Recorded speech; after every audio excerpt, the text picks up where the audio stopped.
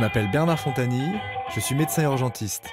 Cette année, j'ai décidé de parcourir le monde à la rencontre de ceux qui prennent soin des autres.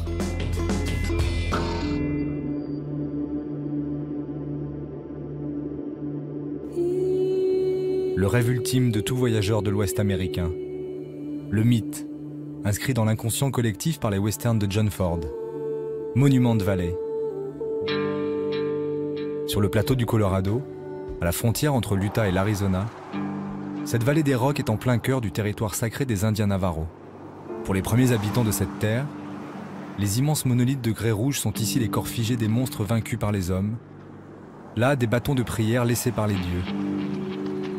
Les gardiens de ces légendes sont les hommes médecine, qui maintiennent en vie le lien avec les origines.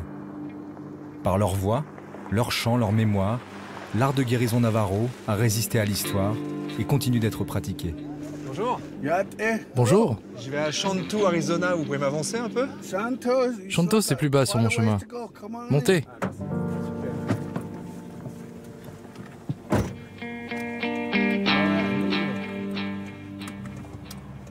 Je m'appelle Bernard. Bernard, Larry, Enchanté, Larry. que faites-vous ici? Je suis médecin, je viens de France. Et je vais rencontrer un medicine man qui s'appelle Albert Lofter.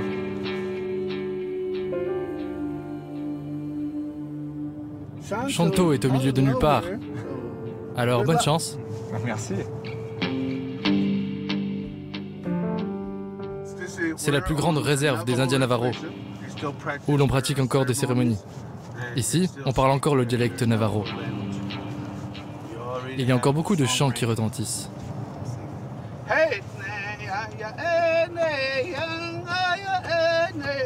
J'ai rarement vu quelque chose d'aussi grandiose.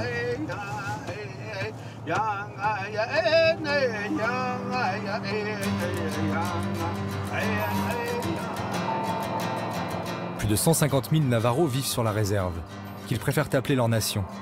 Ils y sont souverains, mais ne sont pas propriétaires des terres.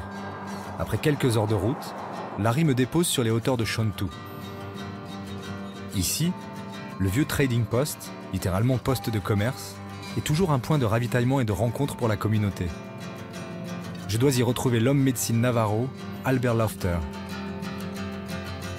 Sur le territoire Navajo, c'est à partir de 1868, date de la création de la réserve, que ces lieux se développent et accompagnent les mutations de leur mode de vie au cours du XXe siècle.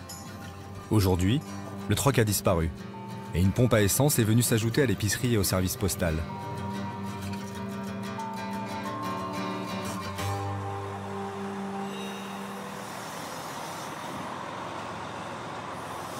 Bonjour.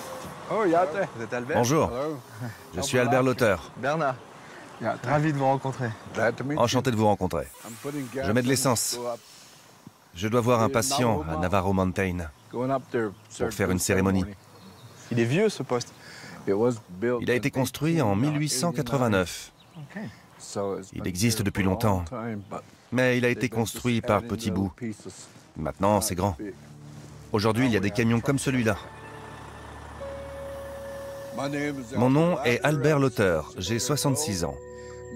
Je suis un medicine man de Shantou, de la nation Navajo. Avant de nous diriger vers la Navarro Mountain, Albert me propose de découvrir son territoire en m'arrêtant dans sa vallée natale. J'ai grandi dans cette région.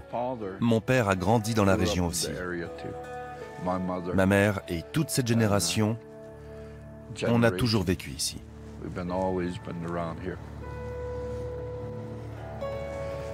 Mes croyances sont ici. Je crois en ce qui est autour de moi. Je crois que la terre-mère, me recouvre, que la terre-mère me protège, et que l'univers, le Père Ciel, et toute la végétation autour de nous, les canyons, les champs leur appartiennent. Ce sont les créateurs. C'est ce en quoi je crois. Dans l'univers des Navajo, tout est régi par un ordre harmonieux.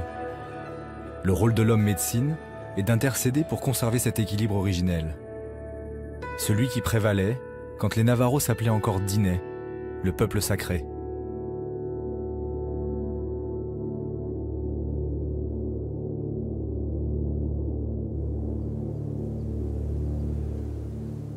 On nous appelait les Navarros, alors que Navarro, c'est ce qu'on a laissé derrière nous. En fait, il y avait les Comanches, les guerriers, les Apaches, et nous étions différents. Alors ils ont essayé de nous placer dans un groupe. À l'époque, personne ne savait qui nous étions. Alors on nous a appelés les Navarros. Ça vient de l'espagnol, pour nous identifier, pour nous assimiler à des voleurs, des renégats. Ils sont comme ça. Mais pour moi, les Navarros n'ont pas de langue. Les Dinés ont une langue, les Dinés ont une culture, les Dinés ont une famille. Les Navarros n'en ont pas. Je ne sais pas qui ils sont. Alors je ne veux pas être appelé Navarro. Je préférerais être appelé Diné. Alors je vais vous appeler Diné. Merci, j'apprécie. Étymologiquement, le terme Navarro ne désigne en rien des voleurs. Il dérive d'un mot indien désignant une plaine cultivée, repris par les Espagnols pour distinguer ce groupe de leurs cousins apaches. Mais quel que soit son sens premier, l'étiquette imposée par l'envahisseur garde une forte empreinte péjorative. Après avoir subi un exode forcé, les Navarros ont obtenu en 1868 le droit de retourner sur leurs terres. Mais les limites de la réserve, la plus grande des États-Unis avec 70 000 km², ne signifient rien pour les Dinés, qui se réfèrent encore à une géographie sacrée. La Navarro Mountain, où m'emmène Albert, est décrit par les mythes comme un des premiers lieux où le peuple s'est installé sur la surface de la Terre, après avoir traversé 3 mondes souterrains. Le Medicine Man est appelé Ataali. Ataali signifie l'homme qui chante. Quand on entend ces chants, accompagnés d'un traitement par les plantes, le patient est alors soulagé de sa détresse.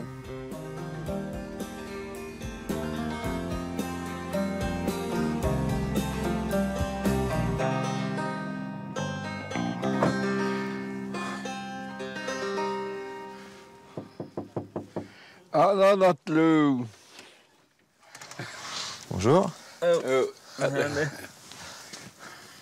Entrez.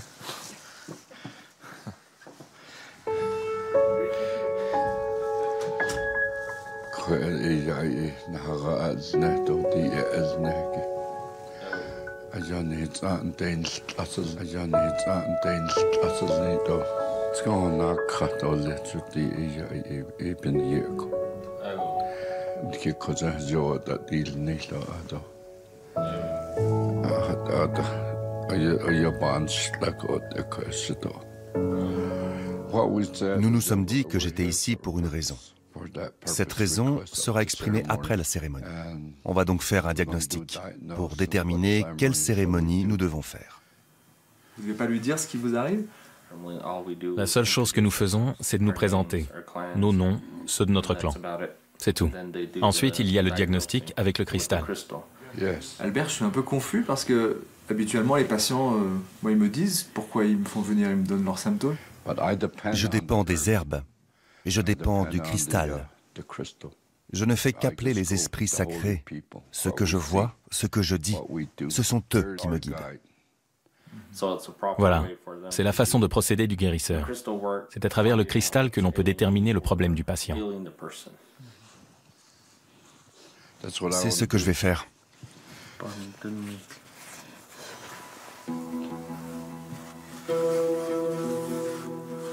C'est du pollen? Du pollen de maïs. Les Medicine Man l'utilisent et en donnent aux patients, dans le but de créer une connexion.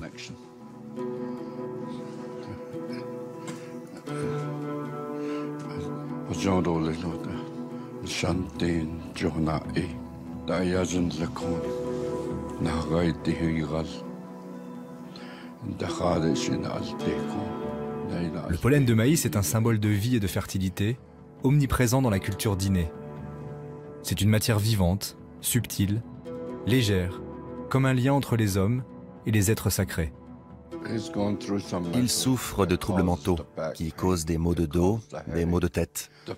La nourriture qu'il mange, la façon dont il mange, son sommeil, il a des troubles du sommeil et des troubles d'alimentation. Nous allons faire des prières et une cérémonie de la fumée ce soir. Voilà ce qu'on va faire. C'est là que nous regardons. Il nous dit quoi faire. Ce que je vois, c'est ce que le médecin ne peut pas voir. Je vois au-delà de ça. Le récit de la création chez les Dinés est celui d'une émergence. Au commencement était le monde noir. Dans ce premier monde, un cristal est brûlé pour donner un feu. Le cristal devient le symbole de l'esprit, de la clairvoyance. Et seuls les medicine man peuvent le lire. C'est au cœur d'un désert de roches rouges qu'Albert m'emmène récolter les herbes sauvages, indispensables à sa cérémonie.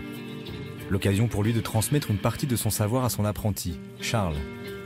Ce jeune de 12 ans, lui-même petit-fils d'homme médecine, a décidé de se lancer dans cette voie, si éloignée du monde moderne américain. Les enseignements fondamentaux des Dinés sont qualifiés d'instructions originelles. Ils ont été transmis aux êtres humains par un créateur ou d'autres êtres spirituels. Des savoirs et des préceptes transmis oralement, au moyen d'histoires et de chants.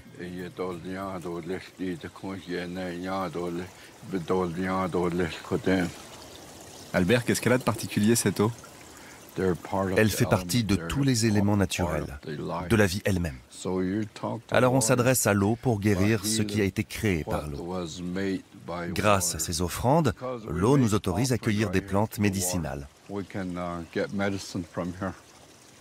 Qui est-ce qui vous a enseigné toute cette science? Qui est-ce qui vous a appris tout ça? Mon père. Quand on vous enseigne que vous êtes un Diné, que vous êtes connecté de cette façon, c'est immuable. Est-ce que vous pensez que cette médecine est un des bons vecteurs de cette culture? Peu importe à quel point ils essaient de nous l'enlever, que ce soit par la force ou par un autre moyen, si on essaie de remplacer notre culture, notre identité sera toujours là. Et c'est bien pour ça que Charles suit cette voie. Tu sais que c'est long, difficile, ça t'inquiète pas, t'as pas peur? Non, je n'ai pas peur. Je dis toujours, Charles, continue à aller à l'école. Il me répond, mais pourquoi j'irai à l'école? Pour faire quoi? Et qu'est-ce qui t'attire? D'aider les autres. Parce que beaucoup de gens souffrent. Ce sera une vraie richesse pour lui. Charles commence à peine son apprentissage, et cette transmission demande des années d'enseignement et de pratique. Même si le medicine man est rémunéré par ces cérémonies, pour Charles c'est plus qu'un métier. C'est une connexion profonde avec la nature. Les Dinés, qui étaient un peuple de chasseurs-cueilleurs, sont devenus des maîtres de l'agriculture en se sédentarisant. Nicotina attenuata, le tabac des montagnes, sera l'ingrédient principal du rite de purification du patient, au cours de la longue cérémonie de la fumée, qui peut durer plusieurs jours. Toute la nuit, la pipe de terre passera de main en main, dans la chaleur réconfortante d'un autre symbole du peuple Diné, le Hogan. Depuis toujours le refuge, l'habitat et le temple des Dinés. Ça, c'est une disposition traditionnelle. Ça remonte à plus de 50 ans. Il n'est plus très sûr maintenant.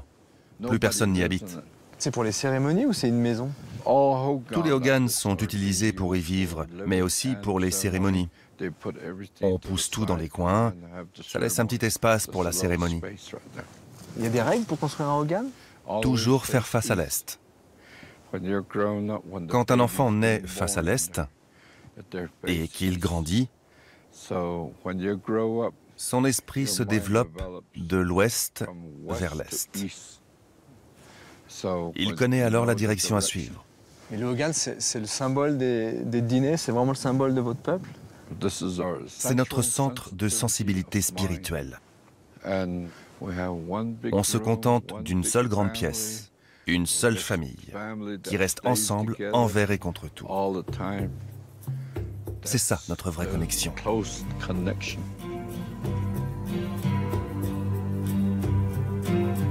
La construction des Hogan a aujourd'hui changé. Le contreplaqué remplace la terre rouge et des fenêtres ont fait leur apparition. Mais leur géométrie, l'ouverture vers l'est, pour être le premier élément terrestre touché par les rayons du soleil, restent les mêmes.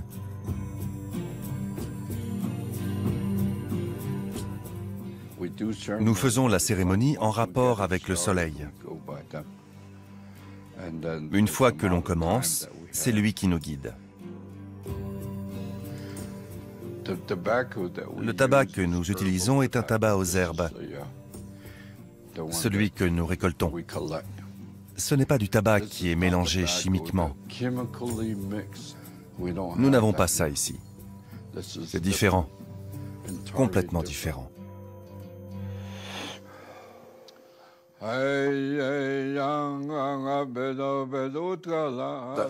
La plante permet de soulager leur tension. Alors, les herbes, la fumée et la prière permettent de vous soulager, de vous protéger, et que le mal ne revienne pas. Le Hatali intercède pour maintenir la paix de son monde et de ses habitants.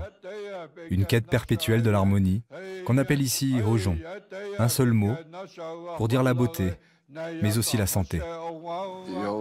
Ça calme la douleur. Mais souvent, vous vous sentez de plus en plus fatigué. C'est l'effet de ces herbes. Ça peut vous faire tourner la tête.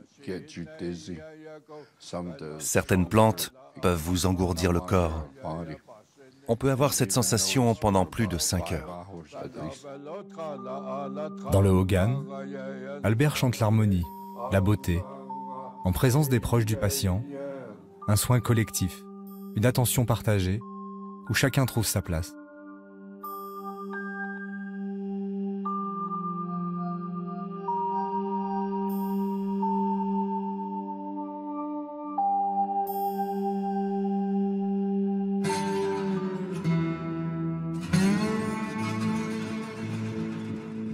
Ce matin, nous nous rendons non loin de Monument Valley pour rejoindre le bureau des vétérans Navarro. Depuis la Première Guerre mondiale, alors qu'ils n'étaient même pas encore citoyens américains, de nombreux Amérindiens ont participé au conflit armé des États-Unis, loin de leurs terres. Pour les Navarro, ce sont surtout les batailles menées à partir de 1942 dans les îles japonaises du Pacifique, au cœur d'un environnement tropical hostile, qui marquèrent les premiers traumatismes.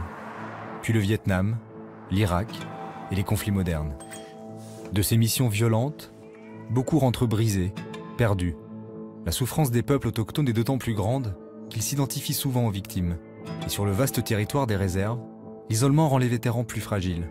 Les hommes médecine sont alors les seuls et les meilleurs thérapeutes. Aujourd'hui, les Navarros peuvent obtenir une aide publique pour recourir à des cérémonies.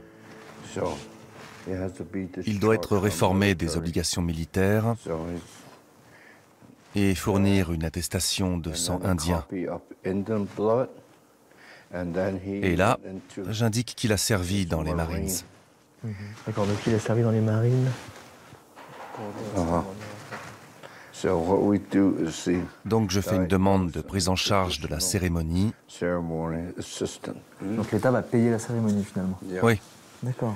Pour un PTSD. Donc un patient qui est atteint d'un trouble anxieux lié au stress. D'accord. Là, c'est le type de cérémonie. Ici, une cérémonie de la voix de l'ennemi. Ça, c'est la partie payée par le Bureau des vétérans. C'est ce que paye l'État pour couvrir une partie des frais de la cérémonie. Le patient doit payer la différence si ça coûte plus cher, c'est ça?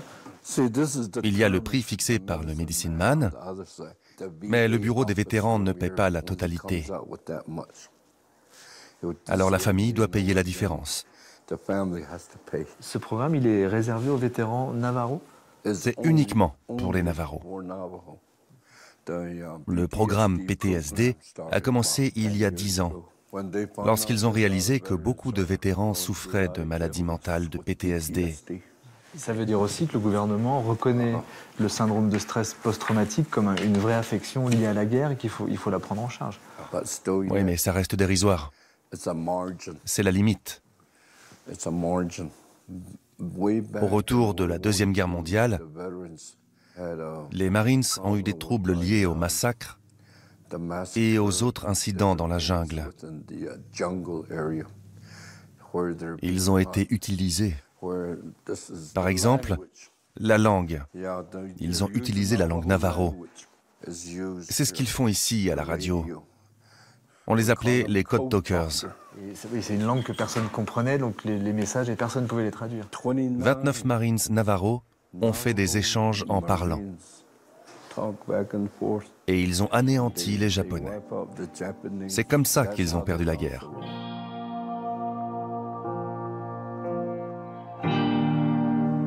Le syndrome de stress post-traumatique est un trouble anxieux sévère, où l'imminence de la mort est au premier plan. Ces formes chroniques peuvent affecter les patients plusieurs années après l'événement déclenchant. À travers les flashbacks et le fantôme du bruit des bombes, Johnny revit sa culpabilité de survivant. Comme plusieurs centaines de Navarros, il a combattu dans les rangs de l'armée américaine et a connu la première guerre du Golfe. Parmi les cérémonies qu'il maîtrise, Albert a choisi la voix de l'ennemi, dans le hogan familial de Johnny, de nouveau des chants, précis, pour que Johnny retrouve enfin l'harmonie et la beauté. Qu'est-ce qu'il y a là dans le sac? C'est toutes ces affaires qu'il va laisser derrière lui. De la guerre, c'est des vêtements de militaire. Il va tout oublier ici. Ses bottes également. Voilà, il va laisser tout ça ici. Il ne peut rien prendre avec lui.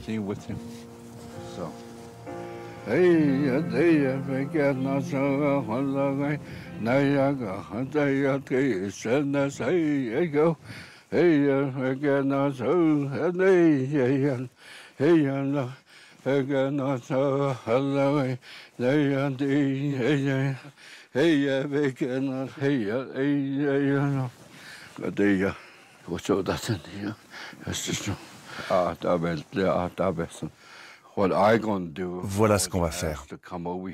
J'ai été appelé à la demande de votre famille qui m'a demandé de vous aider.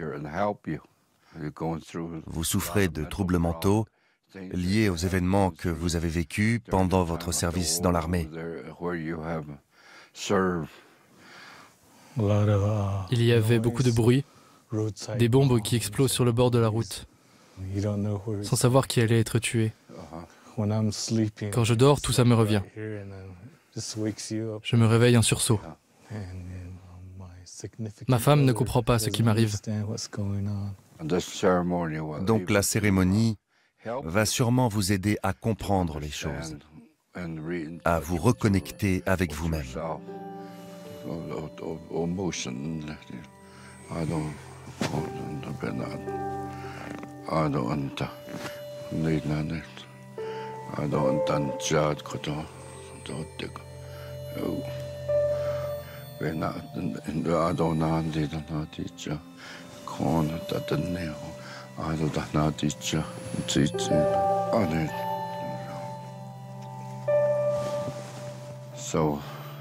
Maintenant, je vais vous donner une plante. Elle va diminuer les effets que vous ressentez. Elle va également vous aider à retrouver le sommeil. Il faut boire face à l'est.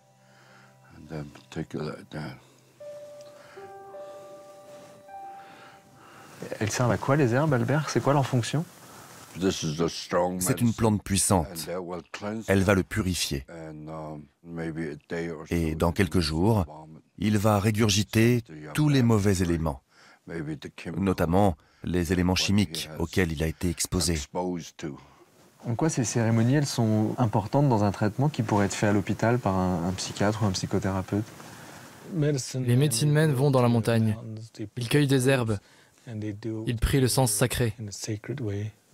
Ça vous reconnecte avec la terre, la nature. Mais c'est également un vétéran. Il comprend ce que je ressens. Quel genre de traumatisme j'ai subi. Albert, comment vous vous positionnez par rapport à un psychiatre ou un psychothérapeute? Je compare mon travail à celui d'un psychiatre ou d'un docteur. Parfois, le traitement fonctionne, parfois non. Des fois, la douleur persiste. Est-ce que, comme pour certaines psychanalyses, psychothérapies, où on doit répéter les séances, est-ce que parfois il faut refaire des cérémonies pour que le malade guérisse? Une cérémonie ne se donne qu'une fois. Si une deuxième est nécessaire, il faut aller voir un autre médecin man. En se réappropriant leur savoir, en respectant la dimension culturelle de la santé de ses patients, Albert réussit parfois où l'approche conventionnelle échoue. Ces chants, qui guident les malades sur la voie de la beauté, ne sont pas près de se taire. Je comprends ce qu'il a traversé. Moi-même, j'ai vécu cette douleur. Parfois, la nuit, quand je dormais, j'entendais des bruits. Ces bruits déclenchaient quelque chose en moi. Ma tête me faisait mal, mon corps devenait douloureux. Et mon père m'a aidé. Avec ses chants et ses plantes qu'il a appliquées sur moi, et la voix de la beauté est revenue.